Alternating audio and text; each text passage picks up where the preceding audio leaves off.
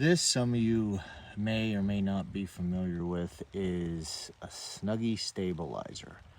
It's made out of spring steel and plated black, and this one here is for 110, 160 size.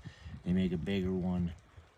It's a little wider to work on 220s, 330s, your bigger frame traps. But what I want to show you is something pretty neat here. You more or less just set your body grip trap on that, and this is just a log for simulation of a log set. You know, if you like to set body grip traps on logs. But muskrat trappers, some mink trappers, and Pennsylvania bobcat trappers, there's a couple guys and girls who like to set crossing logs for bobcats and foxes as well. And you know, in Pennsylvania we have a regulation, a law where a body grip trap must be in a water course. So it's a kind of a gray area with these crossing logs if it's actually in the water course or not. But I found with these Snuggy stabilizers, I'm going to try to do this one-handed, that if you get, first off, I have to turn it sideways. As you can see, it's a little bit offset to the one side of the log, but there's only a few traps that work with this. A Victor #2 square jaw works, and this is a Wolf Creek #2. A Northwoods #2. I mean, Bridgers would work too, but they're center swiveled, which would make it pretty tough.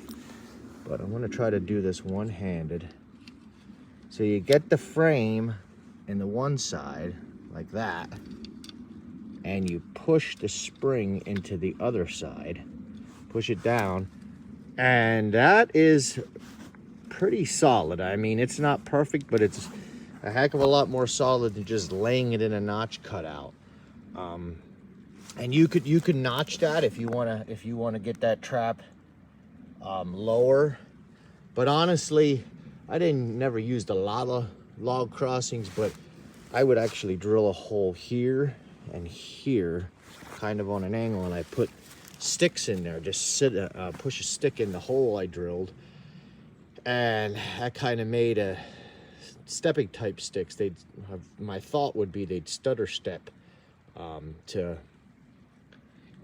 while they're crossing the log, and put a big old piece of moss on the pan, preferably that doesn't have a lot of soil stuck to it. Make a nice inviting place for them to step.